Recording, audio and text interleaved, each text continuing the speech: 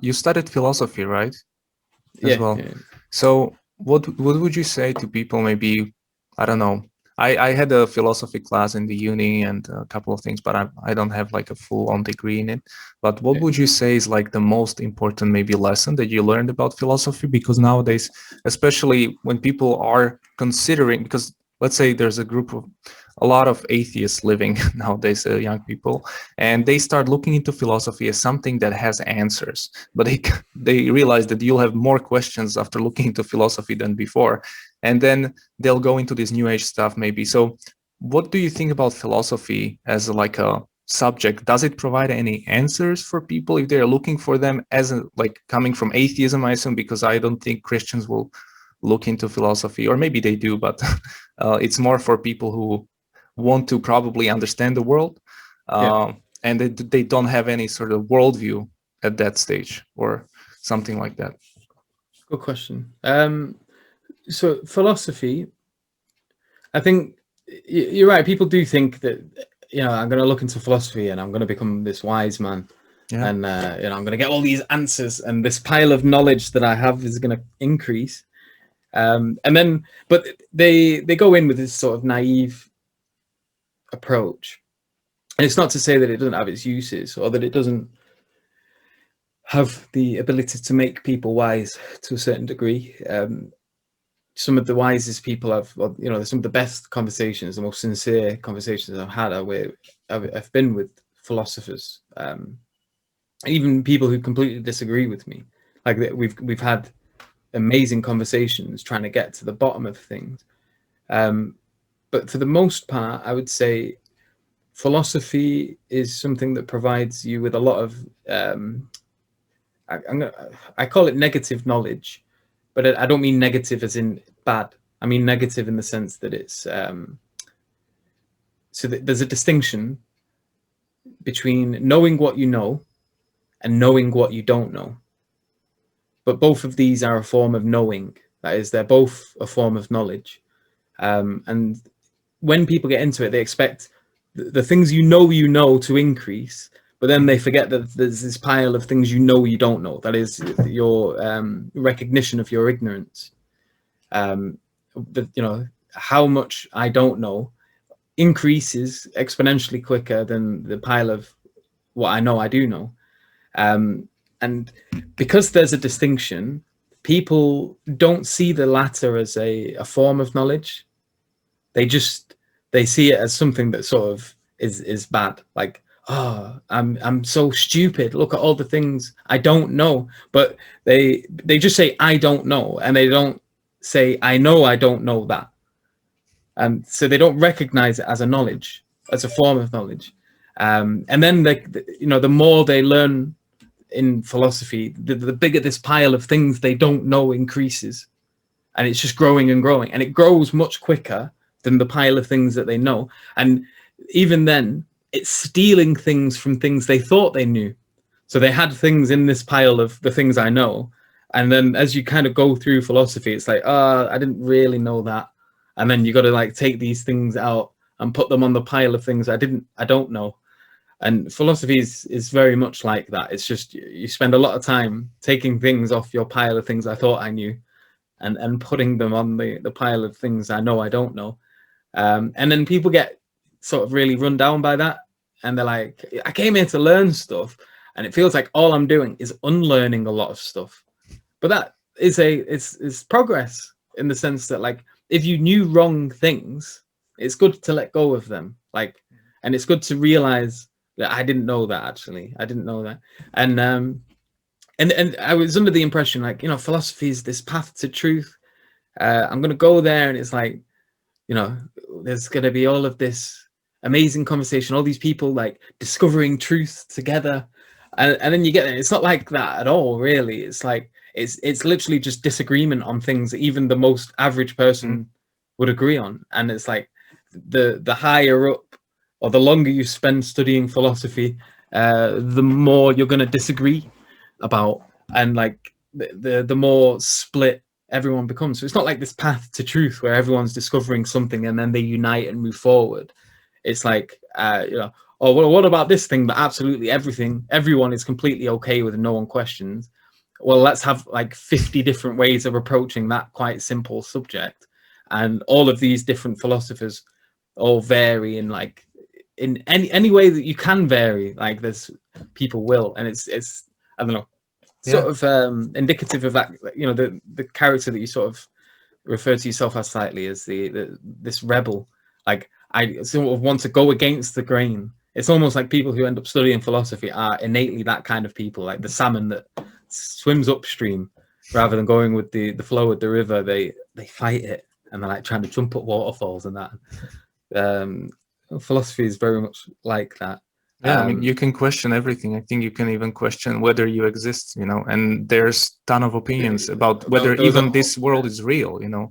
So well, there's a whole subject in philosophy on that. And then in my second year in metaphysics, we went through, I think it was pretty, I think the whole of metaphysics was just literally trying to figure out whether or not the external world existed. And going through all of these different, like trying to justify it. How do we know?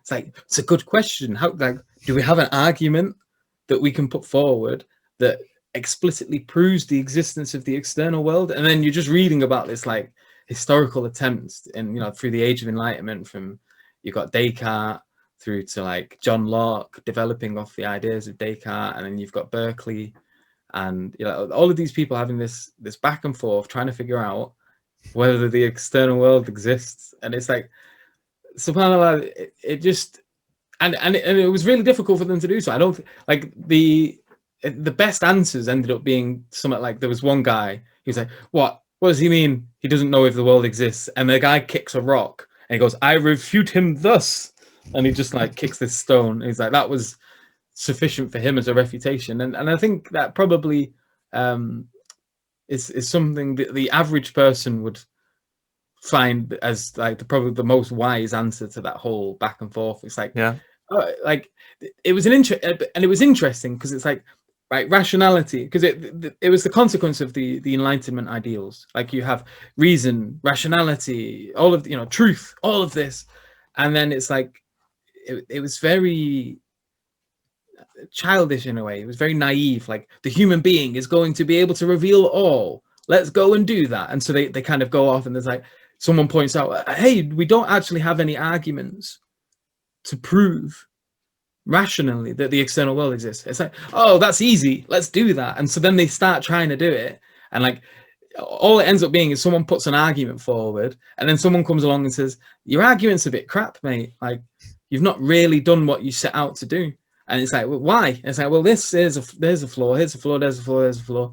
And then like, you're right, okay. And then someone else comes along and goes, well, what about this? And then it's like, it's completely different. Like this person's going the route of you know, because the physical, everything's physical, blah, blah, blah. And then someone else is like, no, everything's in the mind, it's all an illusion, you know, blah, idealism, and you know, everything's a product of the mind. And you got Berkeley's like, you know, it's all in the mind of God, and then he's put his idea forward, and then someone comes along and is like, oh, well, your argument doesn't, you've not really proved it.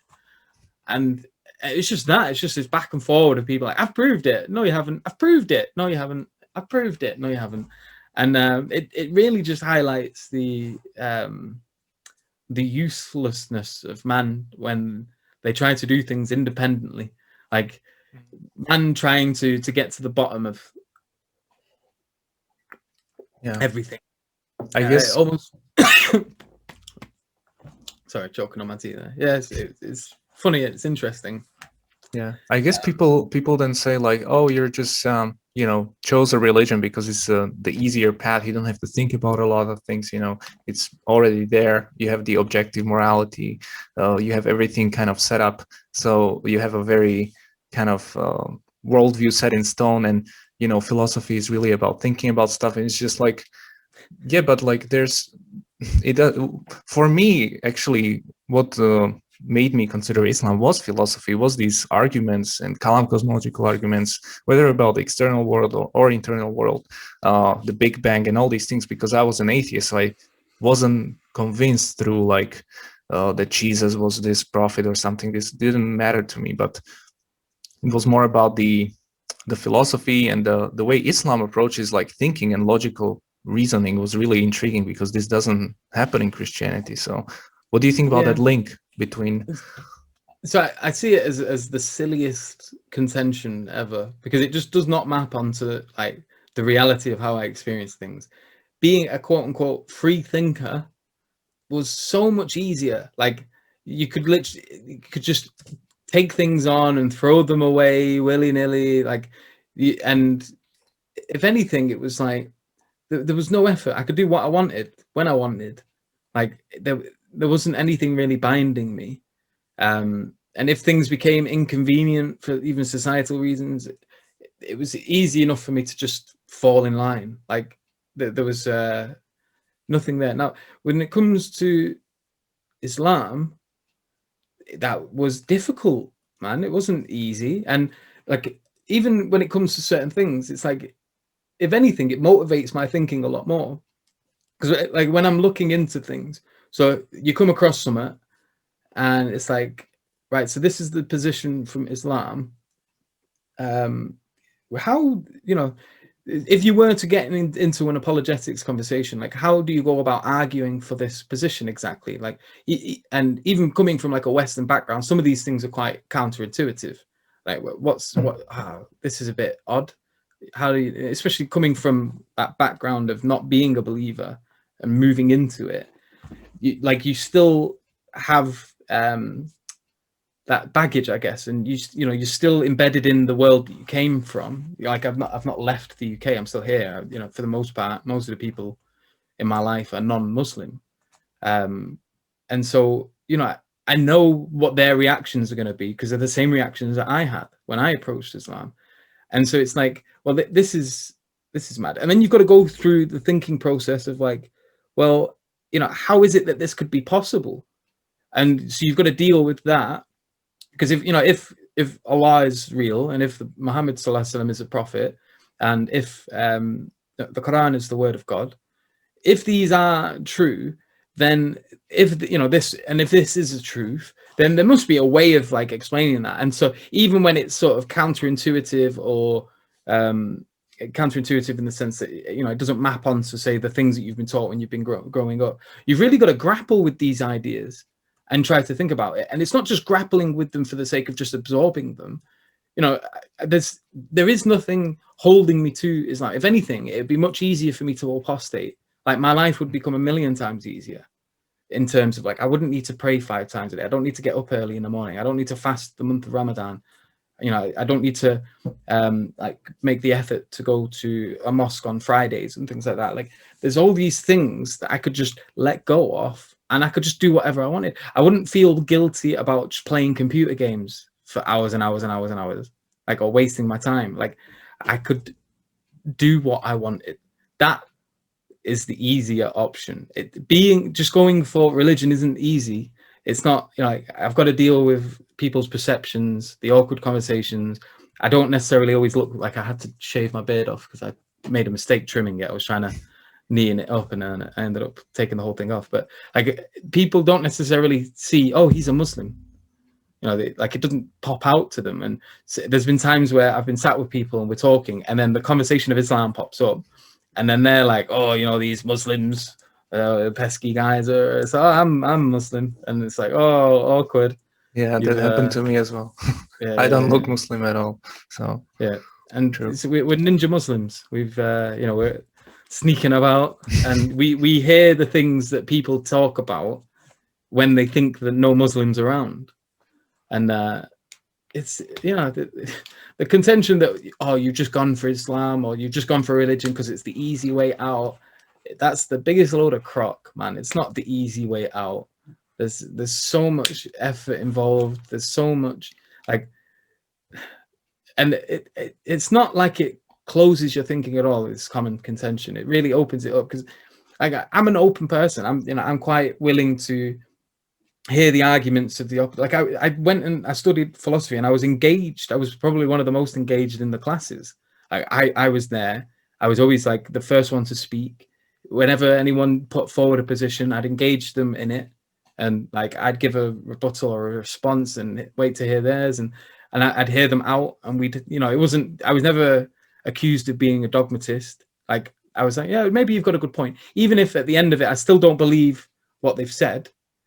You know, I'm still capable of admitting when an argument has failed, because I recognize a failed argument isn't a proof to the non-existence of the thing you failed to argue for. So if I give a really bad argument about the fact that you're from Czechoslovakia, that doesn't mean you're not from Czechoslovakia just because my argument was rubbish. Doesn't exist, so yeah. Oh yeah, that as well. But yeah. So, but the point being, like, just even if you give a bad argument for something, it doesn't mean that that thing doesn't exist. And although my example there wasn't the best example, but many people still think it does. So no worries. You know, you can give bad arguments for something, and then sometimes people they think, oh well, if this argument fails, then the whole thing that was being argued for has been destroyed. It's been debunked, and it really doesn't work like that. And when you're studying philosophy as well, you start to realize this. It's like half of the time you're not dealing with actually knowing whether or not the thing has existed. You're dealing with positive arguments, and whether or not that positive argument did well enough to prove what it argued for. And then you've got all these kind of responses that come back, and they can go on forever. There's like layers after layers after layers, like an ocean with waves crashing in constantly, and there's no ceasing to it. It's almost a never-ending labyrinth that you can just walk down forever, and in that way philosophy is very nihilistic, because it feels like, you know, you walk down that path, and it's very difficult to sort of get to certain conclusions. And it's not to say that it's impossible, because there are certain things you can come to know, and there are obviously there's a lot of arguments, like you mentioned, the Kalam, the cosmological arguments, the arguments from contingency, all these things I find extremely convincing, and I lean towards them being good arguments, and that I lean you know, I've heard the rebuttals to them, and I find a lot of them, obviously there's some really good rebuttals, and there's certain forms of the argument that I rather not lean on, because it's just the conversation ends up going down this infinite route. Funnily enough, like the infinite regress one, you can almost have like an infinite regress of conversations on that one particular thing. But I prefer arguments like from dependencies, talking about the set of dependent things like that. Just arguing what is actually true. Is science the all knowing? And then what is science? What's the philosophy of science? How do you know something is true? Is there something like intuition that cannot be proven or put into microscope? Like, how do you know? You know, there's so many layers you can go down. And people just stop at science usually, but there's a much deeper hole you can get into what actually is the truth. Well, and this touches on the leap of faith. Like, everyone is making leaps of faith, and science is this sort of uncontroversial thing that's easy to stop on. Because it doesn't come along with a load of to-do list. There's no like rules, in the sense that, like, if I say I believe in science, that doesn't mean I have to pray 5 times a day. That doesn't mean that I have to fast. It doesn't mean I have to feel guilty about the things that I do in secret. It doesn't, you know, none of this is associated with that. And so just saying I believe in science. But you know, what is science? Really the first thing they teach you is science changes all the time, and it's not truth. Like, it changes with time. Every law of science will change. So you believe in science now, in a specific sort of science, let's say Big Bang Theory, but in 10 years, maybe they'll confirm it's actually wrong. There's multiverses only. So no Big Bang. And then you're like, okay, what do I do now? So you're just constantly changing your position. So it's not like something set in stone forever in any science.